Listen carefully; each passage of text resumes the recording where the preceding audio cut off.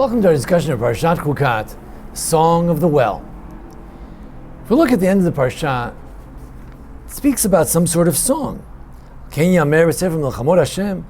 So therefore it is said in the book of the wars of God. It talks about different rivers. And then it says they went to a certain well, and that's the well that God said to Moshe, gather the people and I'll give them water. And then Israel sang this song, Az Yashir Yisrael, the Shirah Azot. What was the song? Ali Be'er Enula. They said, let the well come up. It was a Be'er Chafru Asarim, one that the officers dug. Karu Nidivei Ha'am. Either the masses drew it or the special people dug it. After all, the lawgivers, they used the stylus, which they engraved the laws. They used that with their staffs, with their canes. They dug the well. Dug the well with a cane. And then from there, they went to different places. So, what sort of song is this? I mean, we all know the song of the splitting of the sea, the Shirat Hayam, say it on Pesach. But what's this Shirat HaBe'er, a song of a well? What's going on? Why would they sing a song about a well? And which well was it? And what's going on? So I'd like to share with you a lot of different interpretations, and we'll come in to one that I think might be most significant in terms of what's this doing here in general in the book of Bamidbar. And throughout all our lectures in Bamidbar, we try to understand the whole book of Bamidbar. Where does this fit in? So firstly, Chazal say a number of things. One idea is that this is about victory. Rav Meidan, Yaakov Meidan, supports this. He says wells and rivers were often part of a military strategy. Like take Devorah, where there was once a story in the Book of Kings where the enemy saw the sea and it had a certain tinge to it. It looked like blood and they all ran away. So perhaps there was some battle that took place and it was relevant to this, and therefore it's a song of battle, because people sing songs of battle. That's what Rav Meidan says. The rabbis say that it was a different miracle, the battle. The enemy was going to attack us from the mountains as we passed through the valley. The two mountains hugged each other and they collapsed in sort of an earthquake and then reopened, and the blood was flowing through the river, and they sang the song. Thank God it wasn't their blood, but the enemy. The Chazal also say, and the Or Chaim talks about it, that it's all about Torah. The well represents water, water represents Torah. They're singing the song, thanking God for the Torah. We thank God for the splitting of the sea. Here, after 40 years, the Jews finally thank God for the Torah. The question is, which well is it?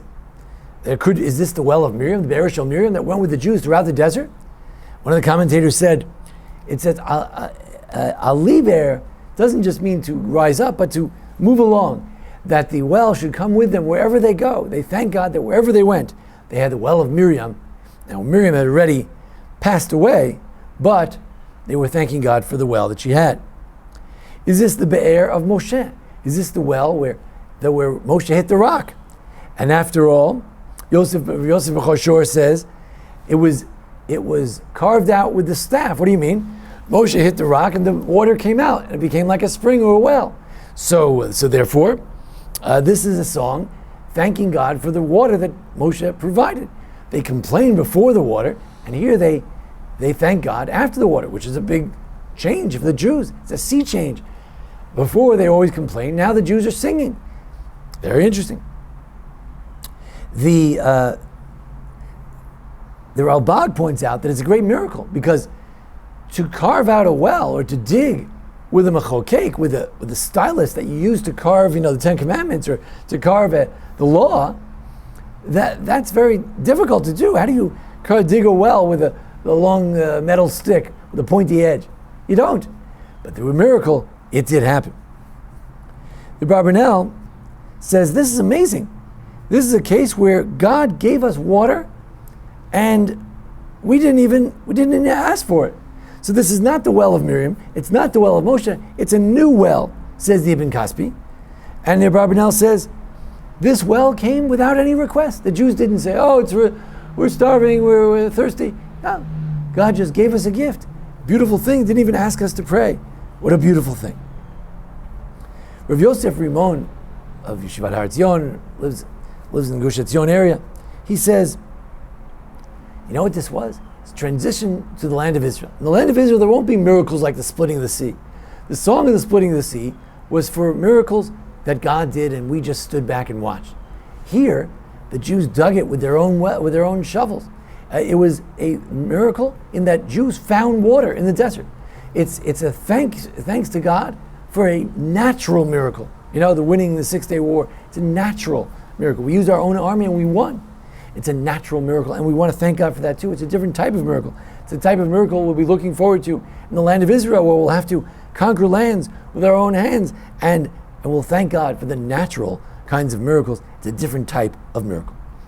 More broadly speaking, this represents the whole transition from this motley crew, the Bnei Israel, this family that was always fighting and always complaining, to a position in Parshat Chukat where the Jews became Yisrael. They became Israel. And the word Yisrael, as we explained in our class today, the word Yisrael is used over and over again only in this section, because this was a highlight moment where the Jews became Yisrael. And they sang a song. At the sea, Moshe led the song. Here, the Jews take initiative. The Jews conquer. Yisrael are doing all kinds of things. They're vowing. Israel become a phenomenon. They become a nation, and they do stuff on their own, even without Moshe. And the whole mood is changing from one of complaining to one of singing. It's the opposite. It's a tikkun of the mitavim and the mitonanim. Those who complain. Here are people who didn't complain. Not only that, they praise God. They sing a song. It's a tikkun. It's a fixing of the old Korach story where he complained. Now here the Jews sing. It's a tikkun of the sin of Moshe where he hit the rock. He was so mad. The water came out of anger. Here, the water came out of song and out of God's love for the Jewish people. This water represents a sea change, pun intended. This song represents the Jews reaching a new level.